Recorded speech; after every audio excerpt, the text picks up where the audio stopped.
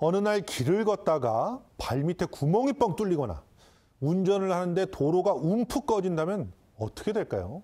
생각만 해도 아찔하지 않습니까? 하지만 2014년부터 서울시 곳곳에서 벌어지고 있는 일입니다.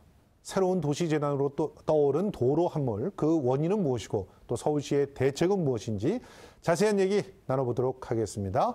서울시 도로관리과의 최현우 팀장 모셨습니다. 안녕하세요. 네, 안녕하세요. 예, 서울과학기술대 건설시스템공학과 문성효 교수 나오셨습니다. 네, 안녕하세요. 안녕하세요. 예, 고맙습니다. 사실 2014년 8월이었던 걸로 제가 기억을 하고 있는데 석촌 지하차도에 대형 싱크홀이 생겼다.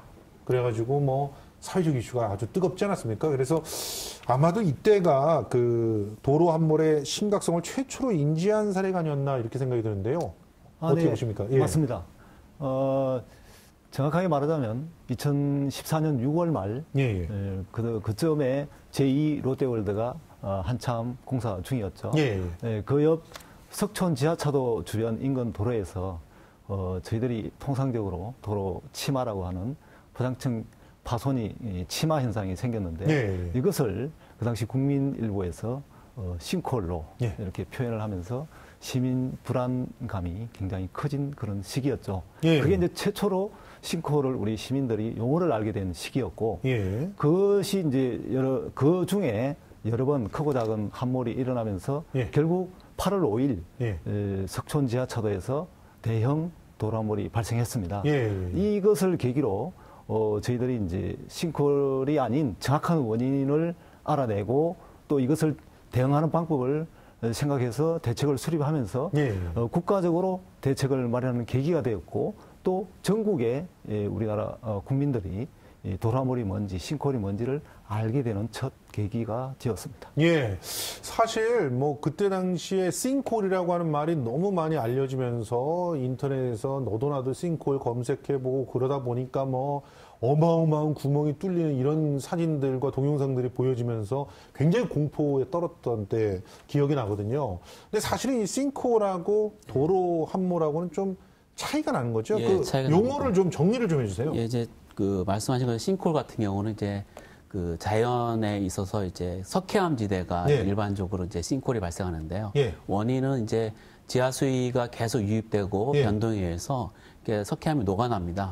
잘 아시는 것처럼 석회암 동굴 같은 경우는 이제 구멍이 되게 크잖아요. 그런 현상이 이제 그 우리 도로 밑에 이제 현상이 만들어지면 큰 이제 구멍이 발생하는데 근데 사실 이제 서울시 같은 경우는 그런 지대가 없거든요. 우리는 전부 화강암 지대잖아요. 그렇죠. 석회암 지역은 어디죠? 강원도 그쪽. 맞습니다. 그쪽에 좀 있고. 그래서 이제 도로 그 함몰이라는 게 정확한 말이고요. 도로 함몰은 이제 일반적으로 이제 우리가 지하 매설물로 보면 뭐 하수관, 상수관 이렇게 뭐 전기 배선이라든지 많이 있지 않습니까? 그게 이제 노후화돼서 이제 조그만 이제 균열이 발생하게 되면 그걸로 이제 그 흙이 들어가게 돼가지고 동공이 이제 발생하게 됩니다. 특히 그 하수관 같은 경우는 맞습니다. 그렇게 뭐 빨리 쓸려 내려가잖아요. 특히 이제 강우가 많이 내리면 지하수위가 좀 올라오지 않습니까? 그다음에 또 내려갈 수 있거든요. 그렇죠. 그러면 이제 갑자기 쓸려 내려가는 거죠. 흙이 싹 쓸려 내려가면서 그 틈새로 그냥 들어가가지고 하수관을 따라서 같이 내려가는 거죠. 맞습니다. 그래서 이제 동공이 이제 결국은 함몰로 이제 되는 경우가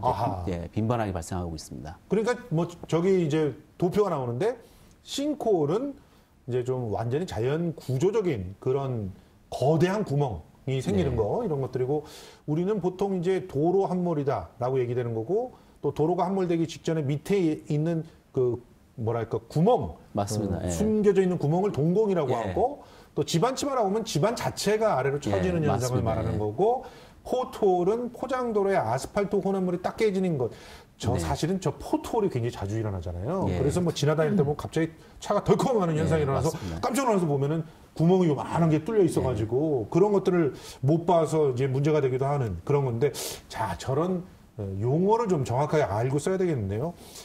저도 이제부터 그 싱크홀 대신 그러면 도로 함몰이라는 이런 말을 쓰도록 하겠습니다. 자, 그러면 현재도 이 도로 함몰로 시민이 다치거나 또 차량이나 건물이 파손되는 사건 사고가 있지 않습니까? 얼마나 자주 일어나는 사고인가요?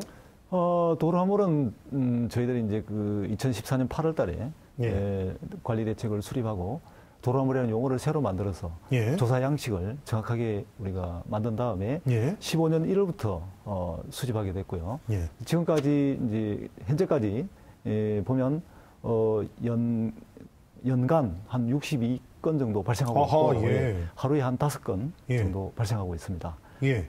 그러면 여기에 이제 포트홀도 같이 들어가 있는 건가요? 포털은 별개로 아. 부장청 관리로 해서 다른 통계 관리를 하고 있습니다. 그럼 포트홀까지 합하면 훨씬 더 많은 그런 이런 구멍들이 있다는 거네요, 실제로? 뭐 포털은 연평균 한 4만 9천 건, 약 5만 건 정도. 4만 9천 건이요?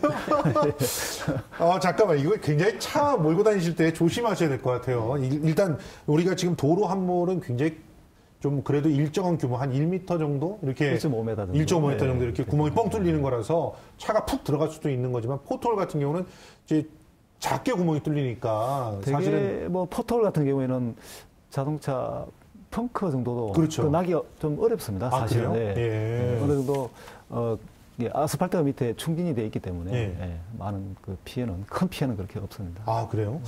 자, 그래도 저는 이 포트홀 때문에 한번 그 철제 그 차 그 중간 휠이 한번 휜 적이 있었거든요. 포트홀 때문에. 그런 포트홀은 대개 이제 폭설, 예.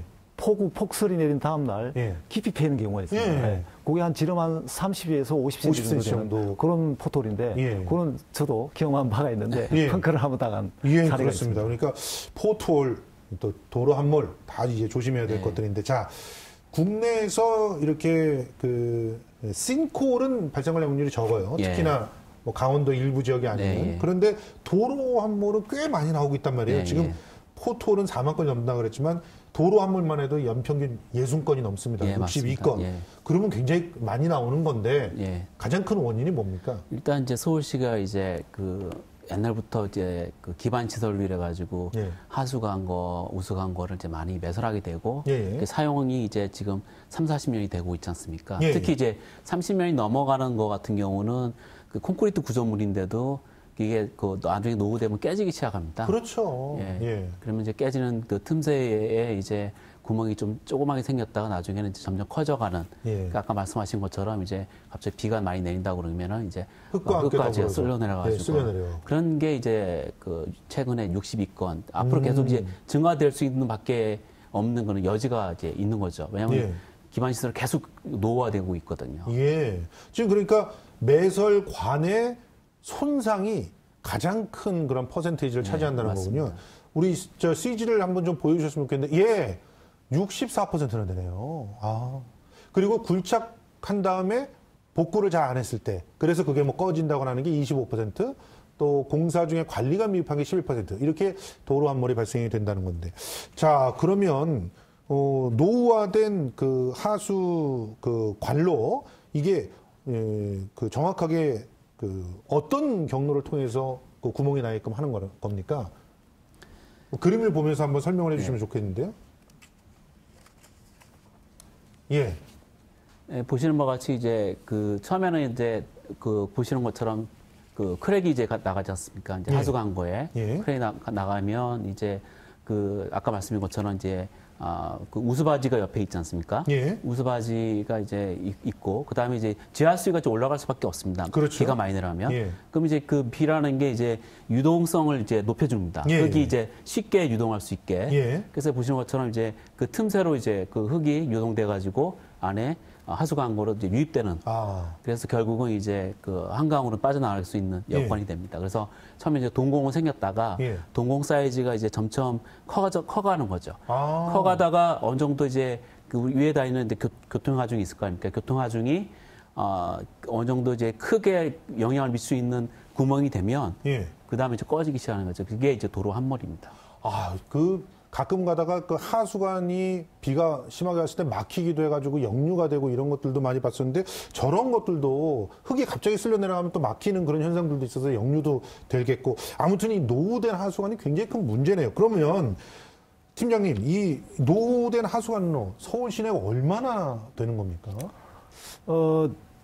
노후 하수관을 이렇게 규정하고 또 분석하는 그런 연구가 도쿄에서 이제 뭐 2099년부터 예. 99년부터 그 이후로 쭉 한 10년 이상 연구를 했는데요. 예. 노후화되는 시점을 한 30년으로 보고 있어요. 30년 네. 기준이. 네. 예. 그래서 서울시는 그러한 노수관이 전체 하수관로 중에 한 49%를 차지하고 있습니다. 49%? 네. 그런데 이거를 일일이 다 조사를 못하기 때문에 어느 정도가 노후화됐는지는 저희들이 완벽한 조사가 끝나야 되지만 거기에서 뭔가 도람물이 일어난다는 것은 근본적으로 우리가 생각을 하고 있습니다. 그렇지만 예산 자체가 서울시 재정 여건상 예산 자체가 뒷받침이 안 되기 때문에 그거는 다 해결할 수가 없고요. 서울시 재정 여건에 맞는 규모가 취약하고도 심각한 노하수관이 있습니다. 그게 한 308km 정도 되는데요. 308km? 그거를 2020년까지 연평균 1,150억 정도를 투입해서 우리 정비하는 그런 계획이 있습니다. 지금 저 그림으로 50년 이상의 노후화수관로가 나오는데요. 그것만 해도 지금 대략 계산해 보니까 한 3,000km가 넘게 지금 나오고 있는 것 같아요. 한 32% 정도. 32%니까요. 3,000km가 넘게 50년 이상 하수관로가 있는데 그 중에서 지금은 고작 물론 시급하지만 308km밖에 10분의 1밖에 재정 여건상 그것도 국비가 지원됐을 경우에 2020년까지 보수가 가능하다는 겁니다. 사실 이거 들을수록 좀 약간 오싹해지는데요. 지금 시각한 거 아닙니까? 언제 터질지 모르는 시한폭탄을 땅 밑에 두고 있는 거 아니에요, 교수님? 그래서 이제 최근에 이제 보시는 것처럼 석촌 지하차도가 그 함몰되기 전에 저희들이 발견했지 않습니까? 그게 좋은 시한폭탄의 이제 사례이긴 한데요. 저희들이 그래서 사후에 어떤 함몰이 발생해서 조치하는 것보다 사전에 우리가 발견하고 그걸 조치하는 게 저 시급하다고 생각하고 있습니다. 근데 그럼 발견한다는 것은 결과적으로는 그 무슨 동공을 발견한다는 거 아니에요? 맞습니다. 그걸 발견해야 쓸려 내려가는 것 자체가 심하지 않으면 큰 문제가 없는데 동공 같은 게 크게 생겼다 그러면 그게 이제 곧 꺼질 테니까. 맞습니다. 근데 이 동공을 어떻게 발견해? 땅 밑에 있는데. 저희들이 이제 그 첨단 장비가 이제 서울시에서 이제 구매를 하고 그다음에 운영도 하고 있고요. 기술 발전을 위해서 또 그 용역 발전을 통해서 그 우리나라 기술력을 좀 높이고 있습니다. 그래요? 일본 같은 경우가 이제 기술력이 제일 좋은데요. 그런 기술이 저희들이 한 80% 정도까지 이제 수준까지 올려왔거든요. 그게 모든 게 이제 서울시의 그 노력이고요. 그래요? 그러면 이 팀장님께 좀 여쭤봐야 되는데 이 기술이 지금 80%까지 왔다고 하는데 어떤 기술인가요? 근본적인 이제 그 원리는 GPR이라는 그 장치가 있습니다. GPR? GPR은 레이더 팔을 땅속에 투과해서 그 땅속에는 여러 가지 매질이 있습니다. 공기청 하나의 구멍도 매질이 됩니다. 그렇죠. 그런 층별로 반사되어가 돌아오는 파의 종류가 다릅니다. 다르겠죠? 그 파의 차이를 영상으로 변환해서 영상으로 변환하게 되면 사람이 보기가 쉽습니다. 그렇겠죠. 그 상태에서 분석을 해서 동공으로 밝혀내는 그런 기술입니다.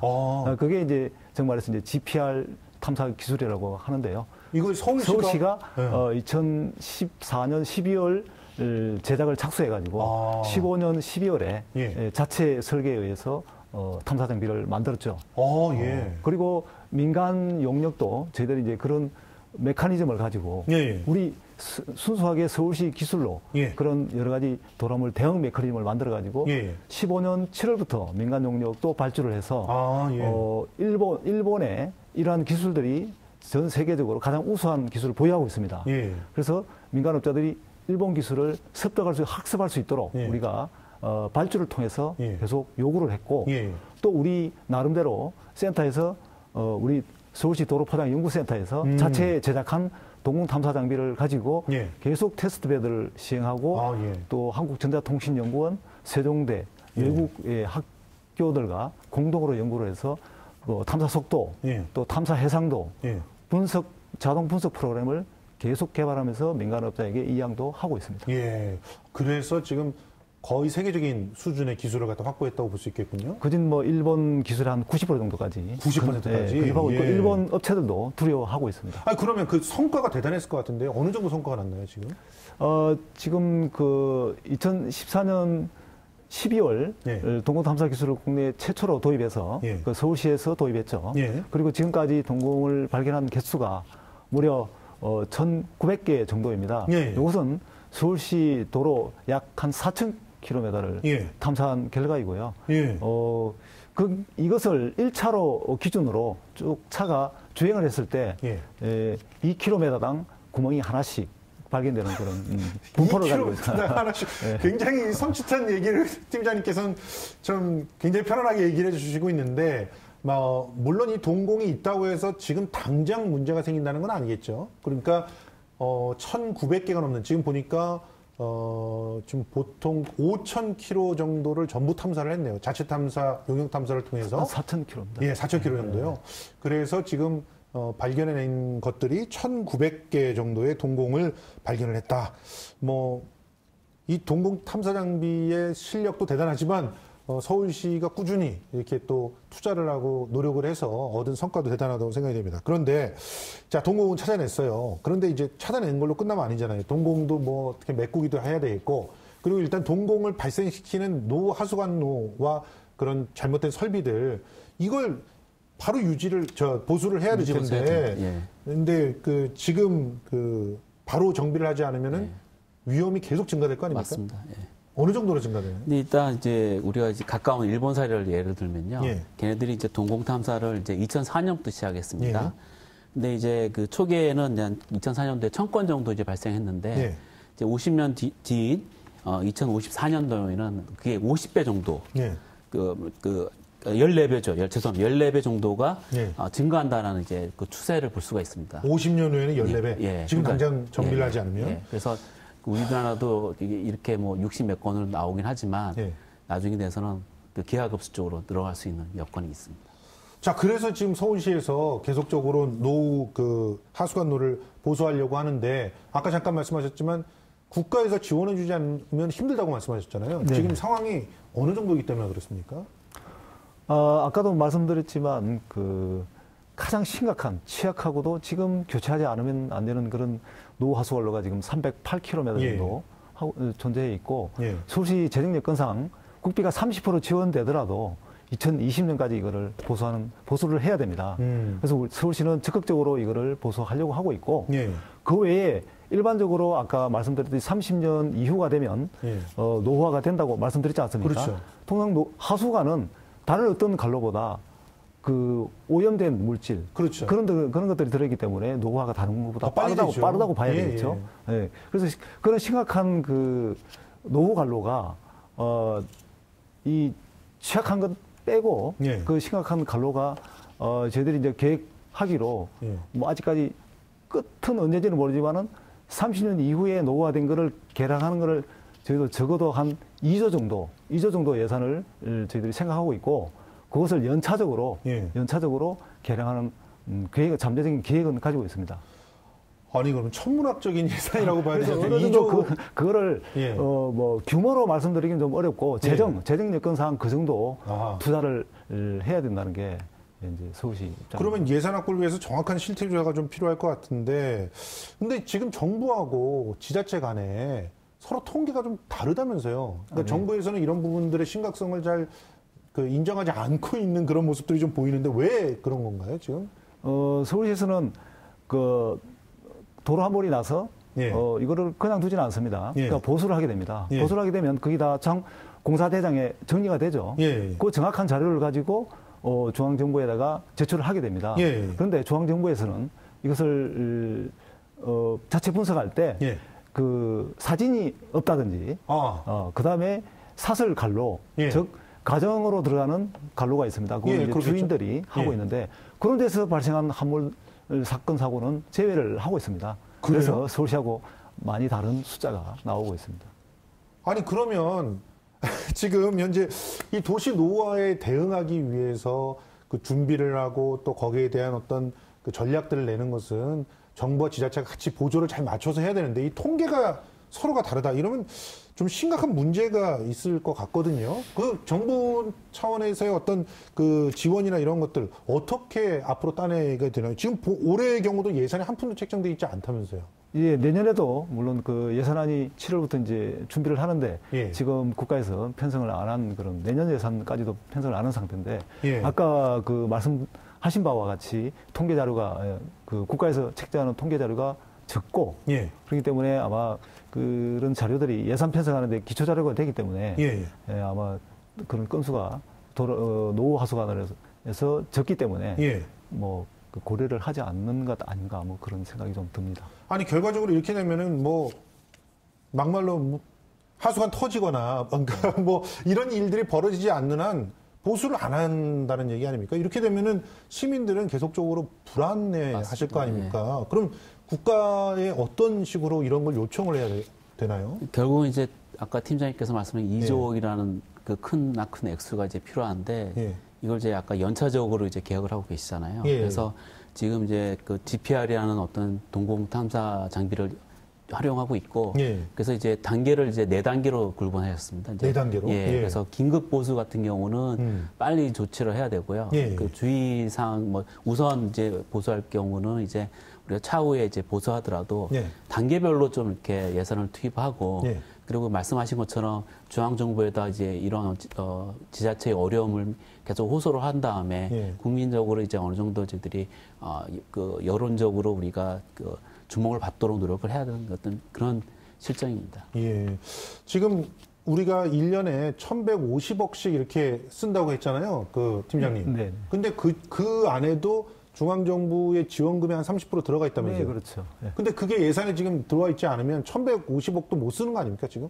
그건 이제 서울시가 편성을 매칭으로 이제 해야 되는데, 국가에서 30% 들어오고, 이제 서울시가 나머지 70%를 이렇게 해서 이제 매칭 사업으로 하게 되는데, 국가에서 예산이 안 오면 서울 시비로, 일부 국가 예산 빼고, 나머지 70%만. 그거만 이제 편성해서 이제 할 수밖에 없죠. 그러면 308km 자체의 보수도 좀 더 시간이 더 늘어질 수도 있겠네요. 계속 이렇게 예산이 배정이 안 되면. 수 있다고 봐야죠. 아, 참 심각한 상황인데 이 도로 침하가 도시 재난으로 이어지지 않기 위한 근본적인 대책, 우리 팀장님께서는 어떻게 생각하십니까?